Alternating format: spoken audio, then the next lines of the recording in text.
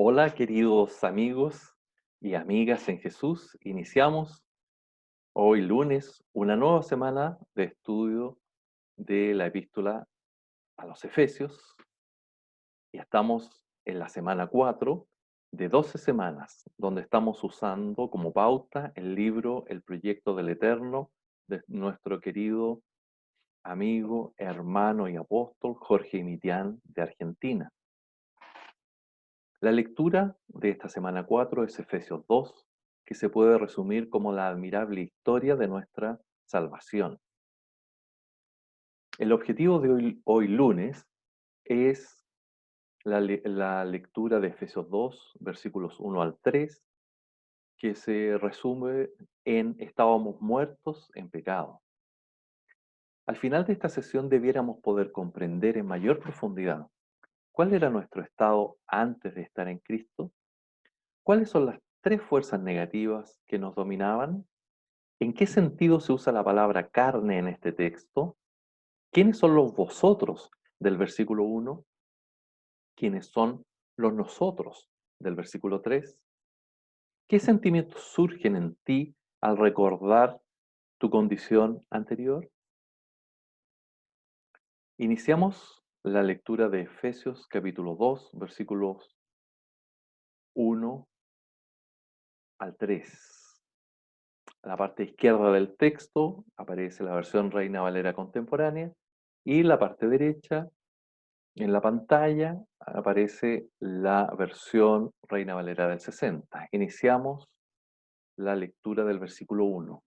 Y Él os dio vida a vosotros cuando estabais muertos en vuestros delitos y pecados, en los cuales anduvisteis en otro tiempo, siguiendo la corriente de este mundo, conforme al príncipe de la potestad del aire, el espíritu que ahora opera en los hijos de desobediencia, entre los cuales también todos nosotros vivimos en otro tiempo en los deseos de nuestra carne, haciendo la voluntad de la carne y de los pensamientos, y éramos por naturaleza hijos de ira, lo mismo que los demás. Analizamos la parte del versículo que está subrayado: estabais muertos en vuestros delitos y pecados. Dios no creó la muerte. La muerte es el resultado del pecado del hombre. Dios le había dicho a Adán que no comiera del árbol del conocimiento del bien y del mal, y le advirtió que el día que lo hiciera moriría. Adán y Eva se rebelaron contra Dios y comieron. Por causa del pecado, la muerte entró en ellos y se extendió a toda la humanidad. Muerte no significa aniquilación, sino separación. Existen tres clases de muerte. Primera clase: la muerte espiritual. Cuando el hombre peca, muere espiritualmente. Su espíritu se separa del espíritu de Dios, pues es santo y no puede tener comunión con el pecador. Dios es la fuente de la vida. El hombre al pecar se separa de aquella fuente y sufre la muerte espiritual. Fue así como en el principio el hombre perdió su comunión con Dios y la bendición. Quedó en la oscuridad espiritual y bajo la maldición del pecado, como una rama que al ser cortada del árbol muere. Este estado es común en toda la humanidad. Estamos alejados de Dios y muertos en delitos y pecados. Esta era nuestra condición antes de unirnos a Cristo. Pablo, en Romanos 5, versículo 12, dice: por tanto, como el pecado entró en el mundo por un hombre, así la muerte pasó a todos los hombres, por cuanto todos pecaron. Segunda clase de muerte, la muerte física. Como consecuencia del pecado, un día todos tenemos que morir físicamente, pues todos hemos pecado. En ese instante nuestro espíritu y alma se separan de nuestro cuerpo. El cuerpo vuelve al polvo de donde fue tomado y el espíritu, es decir, la persona que somos, va al cielo o al infierno. Tercera clase de muerte, la muerte eterna. Se trata de la separación eterna de los seres humanos con respecto a Dios. Quedan privados eternamente de su presencia y sin ninguna esperanza de salvación. Condenados para siempre, un día serán arrojados al lago de fuego y azufre.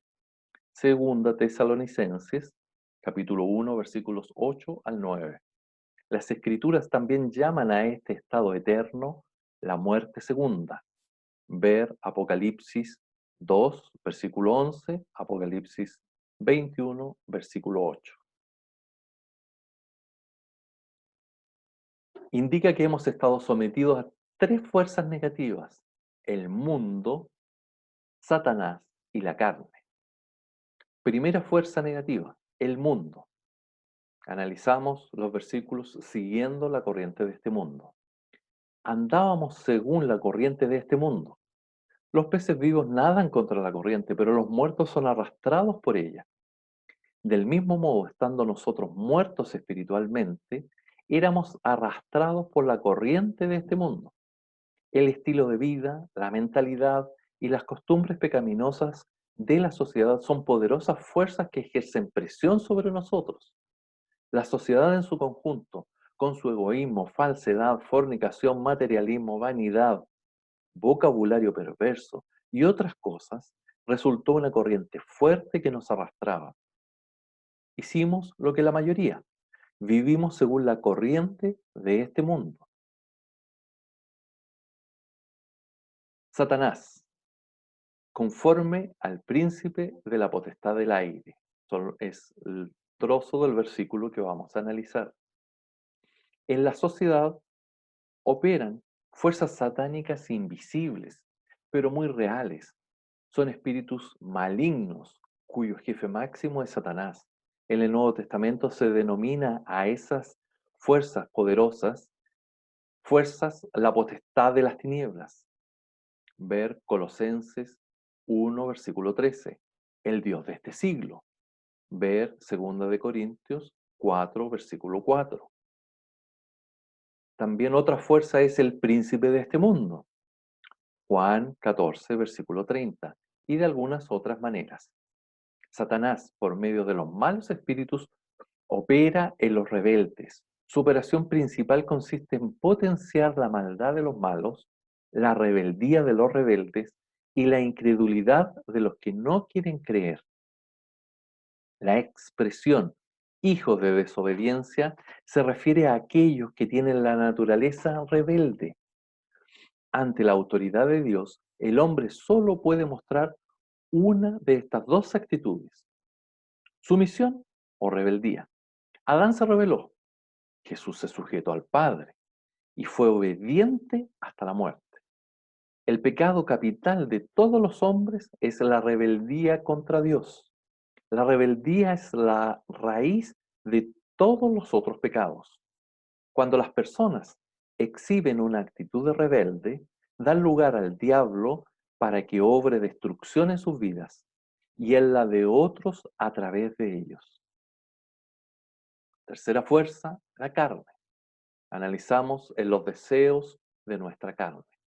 Esta es la tercera fuerza en la que vivíamos sometidos antes de conocer al Señor. Carne en el griego es sarx y no se refiere al cuerpo físico, que en griego es soma. Cuando el apóstol dice los deseos de nuestra carne, se refiere a nuestra naturaleza pecaminosa. El hombre, al pecar, quedó sujeto al pecado y reducido a la debilidad. La mejor descripción de lo que es la carne está en Romanos 7, versículos 14 al 25.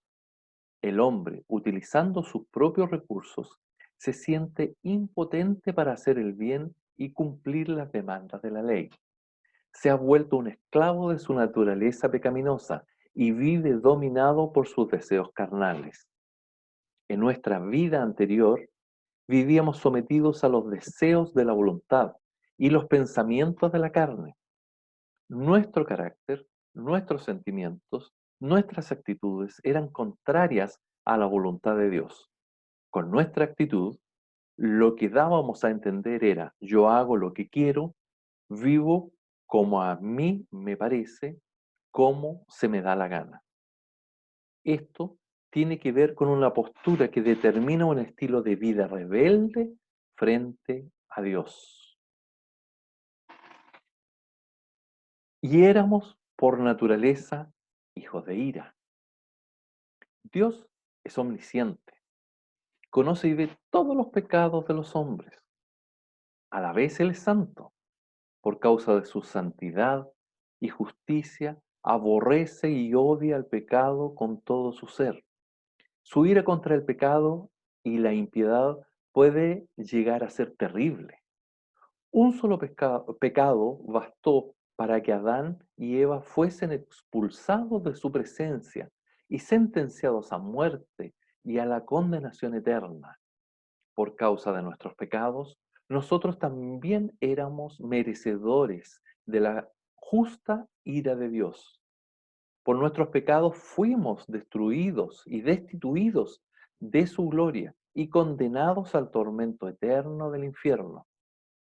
La ira de Dios no era provocada únicamente por nuestros actos pecaminosos, sino también por nuestra naturaleza pecaminosa, es decir, por nuestra manera de ser rebelde y pecadora. El pecado no solo afectó nuestra conducta, sino también nuestro ser. Por eso Pablo dice, éramos por naturaleza hijos de ira. ¿De qué condición terrible nos salvó el Señor? Alabémosle por su salvación.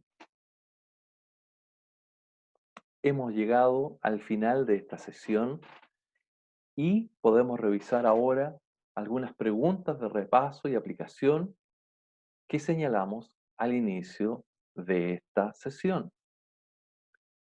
Pregunta número 1. ¿Cuál era nuestro estado antes de estar en Cristo? 2. ¿Cuáles son las tres fuerzas negativas que nos dominaban? 3. ¿En qué sentido se usa la palabra carne en este texto? ¿Quiénes son los vosotros del versículo 1? 5. ¿Quiénes son los nosotros del versículo 3? 6. ¿Qué sentimientos surgen en ti al recordar tu condición anterior? Ahora vamos a revisar lo que viene en la próxima sesión. Va a corresponder la lectura del capítulo 2 de Efesios, versículos 4 y 5, que se resume: la sublime gracia de Dios nos alcanzó. Hemos terminado la sesión de hoy lunes. Me despido en un caluroso abrazo en el amor del Padre. La paz del Señor para ustedes. Chao.